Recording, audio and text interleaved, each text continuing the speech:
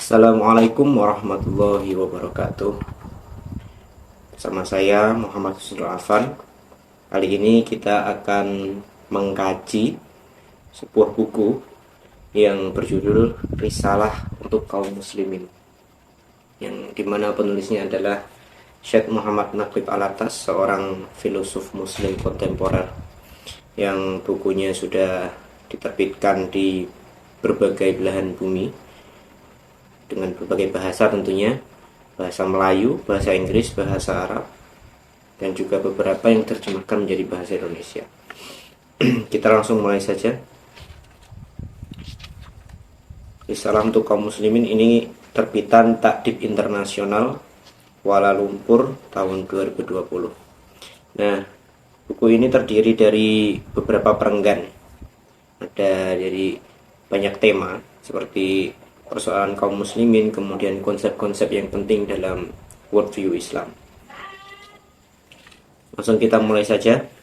Nah, adabnya biasanya kita baca semua buku itu ya, meskipun cuma prakata. Jadi kalau membaca buku itu tidak ada istilahnya cuman hanya ini atau sekedar kata pengantar atau sekedar prakata. Itu tetap penting dalam membaca buku. Nah, makanya kita baca dulu prakata ini. Risalah yang berada di tangan pembaca ini adalah kata lisan yang telah dicatat dalam bentuk tulisan ringkas dan kemudian ditaip oleh setiausaha saya, Cik Roslin Hamzah, ketika saya bertugas di Universiti Kebangsaan Malaysia sebagai mahaguru penyandang kerusi bahasa dan kesusastraan Melayu dan juga sebagai pengasas serta pengarah Institut Bahasa, Kesusastraan dan Kebudayaan Melayu di university itu.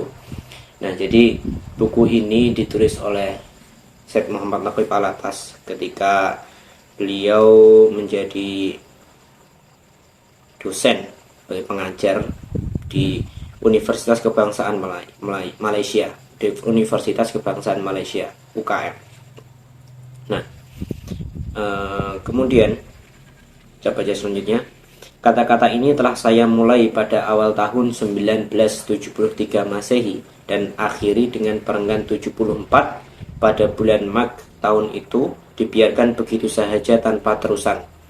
Ini disebabkan oleh perasaan saya dewasa itu bahwa banyak perkara yang dihurai serta dibincangkan dalam risalah ini bukan sahaja penting bagi bangsa kita, bahkan bagi kaum muslimin sedunia.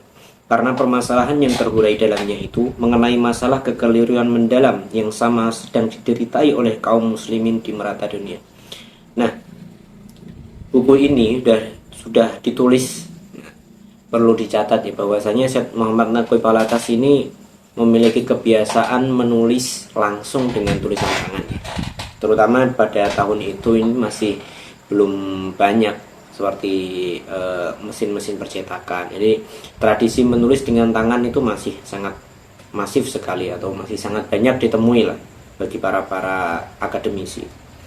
Nah, pada tahun 1973 buku ini telah ditulis oleh Syekh Naqib Alatas, tetapi masih belum akan diterbitkan karena waktu itu Alatas merasa bahwasanya persoalan-persoalan yang beliau tulis dalam buku ini nampaknya tidak hanya menjadi persoalan kaum muslim Melayu saja, tapi sepertinya merata di seluruh dunia. Umat muslim sedang merasakan persoalan atau permasalahan yang sama, yang kemudian akan kita bahas nanti.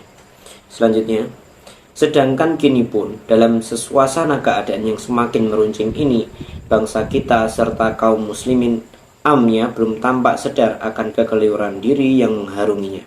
Kekeliruan diri yang berpunca dari penyelewengan faham mengenai Islam dan pandangan hidupnya. Apatah lagi pula dewasa itu yang hampir 30 tahun berlalu. Bolehkah tiba pada nazar akali dahulu itu kesadaran yang diharapkan sehingga dapat menggerakkan diri ke arah pemulihan? Ternyata sekali kepada saya bahwa faham-faham yang terkandung serta terbayang dalamnya, yang merangkumi saujana luas yang terumus di situ dan yang belum pernah terlintas dalam renungan dewasa itu dan yang lampau, telah jauh mendahului masanya sehingga pelaksanaan kefahaman serta kesadaran mengenai kenyataannya memang luput dari pencapaian. Nah, dapat kita ketahui ya bahasa Alatas ini sangat frasa-frasa yang diambil kemudian bahasa yang dipakai itu sangat menarik. Nah, kemudian yang paling penting saat ini adalah kesadaran Alatas ini untuk mengajak seluruh kaum muslim itu untuk mengingat kembali, untuk menyadari bahwasanya masalah utama bagi para kaum muslim dimanapun itu, entah di Melayu ataupun di Timur Tengah ataupun di bagian barat seperti Eropa, Amerika dan sekitarnya, itu adalah kesalahan atau tidak fahamnya kaum muslim itu terhadap Islam itu sendiri, tentang faham-faham Islam, tentang konsep-konsep dalam Islam, tentang kata-kata kunci dalam pandangan Islam. Nah, inilah yang akan menjadi titik fokus atau kajian utama dalam kitab ini, yaitu tentang faham-faham atau konsep-konsep dalam Islam yang perlu dipakai atau perlu digunakan bagi setiap orang muslim ketika memandang sebuah persoalan, memandang sebuah konsep, memandang sebuah hakikat dari realitas sesuatu. Kita lanjut. Lagi pula keberanian jiwa, keyakinan dan kemampuan akali yang sudah semestinya dikehendaki bagi melaksanakan kefahaman serta kesadaran dan tindakan sewajarnya belum terdapat. Nah, inilah yang ditambah permasalahan itu ya, bahwasanya umat muslim bukan hanya tidak paham tentang Islam, tentang paham-paham atau konsep-konsep dalam Islam, akan tapi di sini Alatas juga menulis bahwasanya umat Islam itu tidak mampu lagi atau tidak memiliki jiwa dan akali yang mampu untuk menyelami konsep-konsep dalam Islam itu lagi, sehingga memang penyelewengan tentang makna-makna konsep kunci dalam Islam itu menjadi semakin jauh gitu dari arti atau dari makna yang aslinya itu. Sebab utama yang mengakibatkan terjadinya keadaan begini adalah kejahilan masyarakat kita kaum muslimin mengenai Islam sebagai agama yang sebenarnya dan peradaban yang luhur lagi agung, yang telah menghasilkan ilmu-ilmu Islamiyah yang berdaya menayangkan pandangan alam yang tersendiri.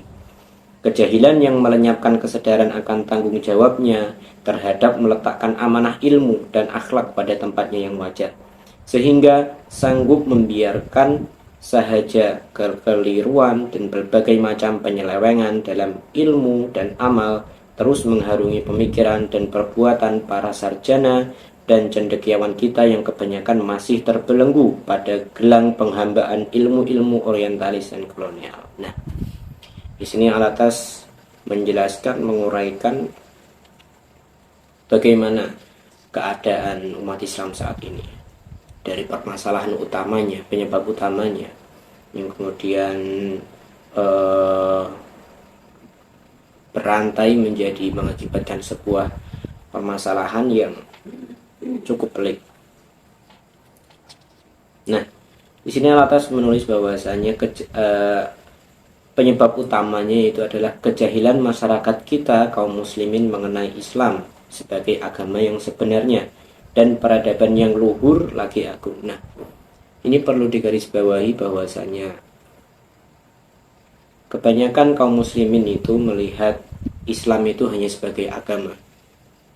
Kalau di bayangan kita, agama itu pasti berkaitan dengan ritual, kemudian syariat, kemudian hukum-hukum yang sangat rigid dan juga mengatur dari berbagai aspek.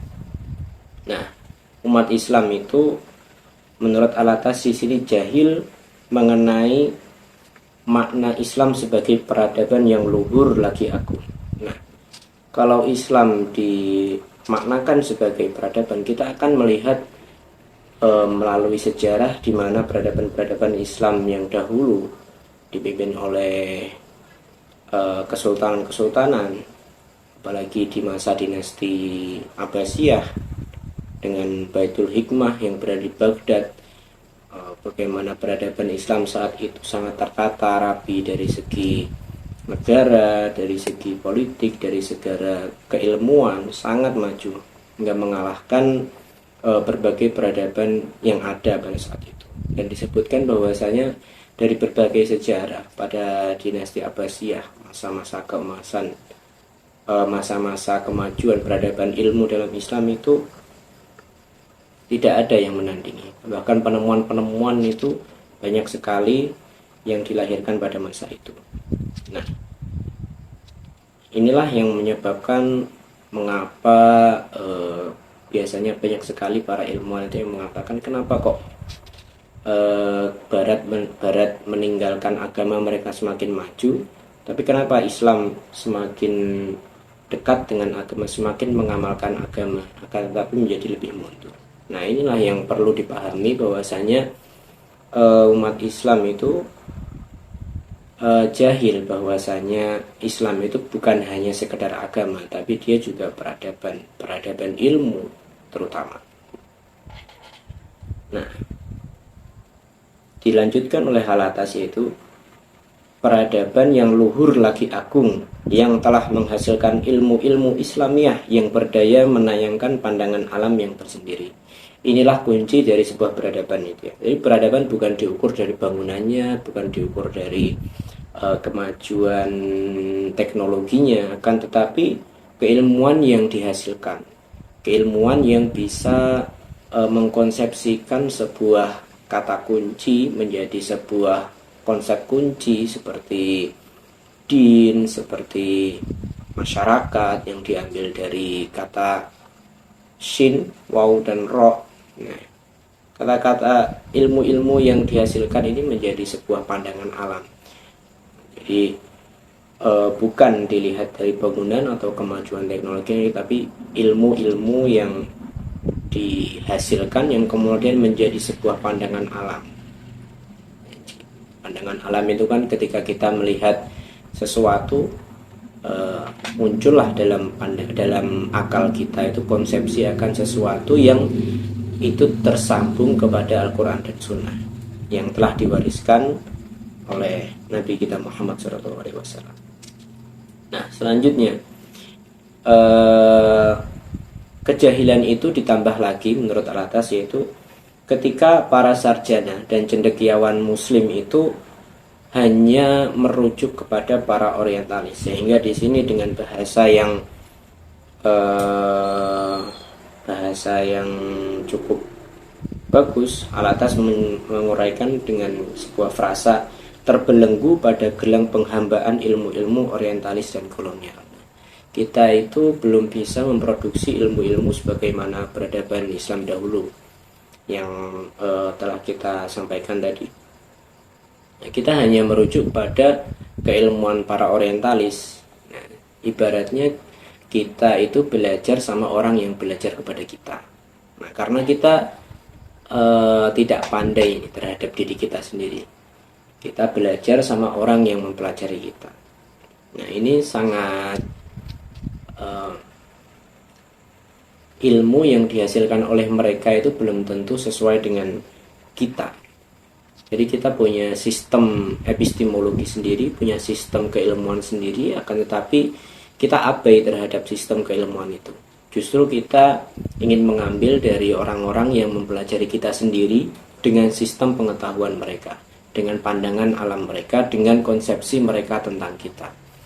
Jadi seperti kita itu didikte oleh para orientalis dan juga kolonial itu. Nah, sepertinya cukup kali ini. Akan kita sambung di video berikutnya. Terima kasih. Wassalamualaikum warahmatullahi wabarakatuh.